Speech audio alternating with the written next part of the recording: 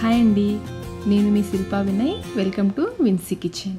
ఈరోజు వీడియోలో మనం రోటీ ఇంకా చపాతీలోకి ఎంతో టేస్టీగా ఉండే కర్రీ రెసిపీని చూద్దాము.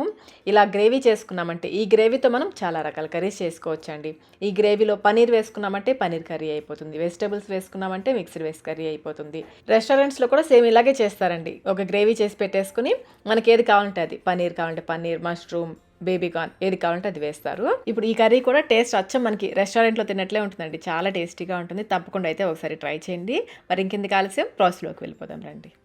ముందైతే మసాలా తయారు చేసుకుందాము. దీనికోసం 2 మీడియం సైజ్ ఉల్లిపాయలు, 2 మీడియం సైజ్ టమాటోలు, ఒక ఎండుమిర్చి, నేను బ్యాడ్గీ మిర్చి తీసుకున్నాను. దీనివల్ల గ్రేవీకి మంచి కలర్ వస్తుంది. అలాగే 2 ఇంచుల అల్లం ముక్క, 7-8 పెద్దవి వెల్లుల్లి రెబ్బలు, ఇంకా 10 జీడిపప్పులు, గుండు పప్పులు 10 తీసుకున్నాను. అలాగే 1 tablespoon watermelon seeds, పుచ్చగింజలు అంటారు కదా, 1 టేబుల్ స్పూన్ వేసుకొని వీటిని 1 గంట పాటు నానబెట్టుకోవాలి.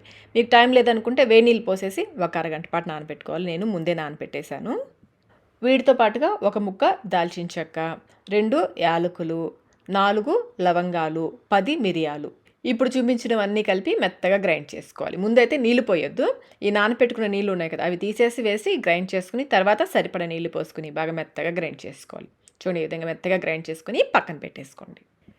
ఇప్పుడు స్టవ్ పైన అడుగు మందం గల ప్యాన్ పెట్టేసుకుని దీంట్లో 5-6 టేబుల్ స్పూన్ల నూనె వేసి, నూనె కాగిన తర్వాత 2 రెమ్మల కరివేపాకు, చిన్నవి 2 పచ్చిమిర్చి, ఇంకా సన్నగా తరిగిన 1 మీడియం సైజు ఉల్లిపాయ వేసేసుకుని ఈ ఉల్లిపాయ కొంచెం లైట్గా కలర్ చేంజ్ అయ్యేంత వరకు వేయించుకోవాలి.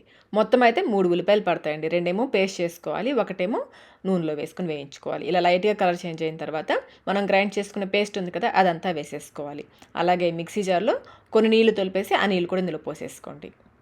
ఈ పేస్ట్ని పచ్చివాసన పోయి ఆయిల్ సపరేట్ అయ్యేంత వరకు మధ్య మధ్యలో కలుపుకుంటూ ఉడికించుకోవాలి. మూత పెట్టేసుకోండి. మూత పెట్టేసుకొని మధ్య మధ్యలో చూసుకుంటూ వేయించుకోండి, లేదంటే అడుగు పట్టేసుకుంటుంది. ఫ్లేమ్ని లోకి మీడియంకి అడ్జస్ట్ చేసుకుంటూ వేయించుకోవాలి. మీకు గ్రేవీలో ఆయిల్ తక్కువగా ఉంది అనిపిస్తే మధ్యలో అయినా వేసి కలుపుకోవచ్చు. ఈ విధంగా కొంచెం దగ్గర పడిన తర్వాత ఇందులో 1/2 టీ స్పూన్ పసుపు, 1 టీ స్పూన్ సాల్ట్, నేనైతే కొంచెం తగ్గించి వేస్తున్నాను. 1 టీ స్పూన్ వరకు సాల్ట్ వేసుకోవచ్చు. అలాగే 1/2 టీ స్పూన్ కారం, 1 టేబుల్ స్పూన్ ధనియాల పొడి, వేయించిన ధనియాల పొడి, అలాగే 1/2 teaspoon garam masala, 1 teaspoon kasuri మెతిని ఈ విధంగా క్రష్ చేసి వేసేసుకోండి. ఇవన్నీ కూడా మీ రుచికి తగ్గట్టుగా వేసుకోవచ్చు. కొంచెం ఎక్కువ కానీ తక్కువ కానీ మీ రుచికి తగ్గట్టుగా వేసుకోవచ్చు. మసాలా అయితే బాగా వేయించుకోవాలి, పచ్చివాసన పోయి. చూడండి, ప్యాన్ నుంచి సపరేట్ అవుతుంది కదా, అంటుకోకుండా ఈ విధంగా వేయించుకోవాలి. ఈ గ్రేవీతో మనం చాలా రకాల కర్రీస్ చేసుకోవచ్చు. దీన్ని బేస్ గ్రేవీ అంటారండి. ఈ గ్రేవీలో పనీర్ని వేయించేసి వేసుకుని ఉడికించుకుంటే పనీర్ కర్రీ అయిపోతుంది. అలాగే ఉడికించుకున్న కూరగాయలు, కొంచెం సాల్ట్ వేసి ఉడికించుకున్న కూరగాయలు వేసుకుని కలుపుకుంటే మిక్స్డ్ వెజ్ కర్రీ అయిపోతుంది. నేనైతే పనీర్ ఇంకా వెజిటబుల్స్ 2 వేస్తున్నాను. ఈ గ్రేవీకి మీకు కన్సిస్టెన్సీ ఎంతవరకు కావాలో దానికి తగ్గట్టుగా వేడి నీళ్ళు పోసి కలుపుకోవాలి. నేను ఈ కూరగాయలు ఉడికించుకున్న నీళ్ళు ఉన్నాయి కదా, అవి పోసేస్తున్నాను. కన్సిస్టెన్సీకి తగ్గట్టుగా నీళ్ళు పోసి కలుపుకోవాలి. చన్నీళ్ళు పోసారంటే గ్రేవీ చప్పగా అయిపోతుంది, అందుకనే వేడి నీళ్ళు పోసి కలుపుకోవాలి. ఒకసారి టేస్ట్ చెక్ చేసుకొని మీకు ఏమైనా తక్కువైతే వేసి కలుపుకోవచ్చు. బాగా కలిపేసుకుని మూత పెట్టేసి మళ్ళీ ఆయిల్ సపరేట్ అయ్యేంత వరకు ఉడికించుకోవాలి. చూడండి, ఈ విధంగా ఆయిల్ సపరేట్ అవుతున్నప్పుడు సన్నగా తరిగిన కొత్తిమీర వేసేసుకుని కలిపి స్టవ్ ఆఫ్ చేసేసుకోవడమే. ఇంకా ఇదే గ్రేవీతో మీల్ మేకర్ కర్రీ చేసుకోవచ్చు, ఫూల్ మకానా వేసి చేసుకోవచ్చు, ఇంకా ఉడికించుకున్న కాబూలీ శనగలు, నల్ల శనగలు ఇవి వేసుకుని కూడా చేసుకోవచ్చు. అలాగే క్యాప్సికమ్ కర్రీ కూడా, క్యాప్సికమ్ కొంచెం పెద్ద ముక్కలుగా కట్ చేసి, క్యాప్సికమ్ ఇంకా ఉల్లిపాయలు కొంచెం పెద్ద పెద్ద ముక్కలుగా కట్ చేసి లైట్గా పచ్చడం పోయేంత వరకు వేయించేసుకుని ఆ ముక్కలు కలుపుకొని కూడా చేసుకోవచ్చు. అలా కూడా చాలా బాగుంటుంది.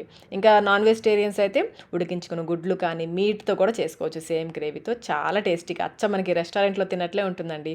ఇదైతే రోటీ, చపాతీ, ఇంకా పూరి, పరాటా, అలాగే ఫ్లేవర్డ్ రైస్లో కూడా చాలా చాలా బాగుంటుంది. చూస్తుంటే వెంటనే చేసుకొని తినేయాలనిపిస్తుంది కదా. మరి ఇంకెందుకు ఆలస్యం, మీరు ట్రై చేసి మీకు టేస్ట్ ఎలా అనిపించిందో మాకు కమెంట్ రూపంలో తెలియచేయండి. వీడియో నచ్చినట్లయితే లైక్ చేయండి, మీ ఫ్రెండ్స్కి, ఫ్యామిలీ మెంబర్స్కి షేర్ చేయండి. ఇలాంటి మరిన్ని రెసిపీస్ కోసం మన ఛానల్ని సబ్స్క్రైబ్ కూడా చేసుకోండి. Thank you.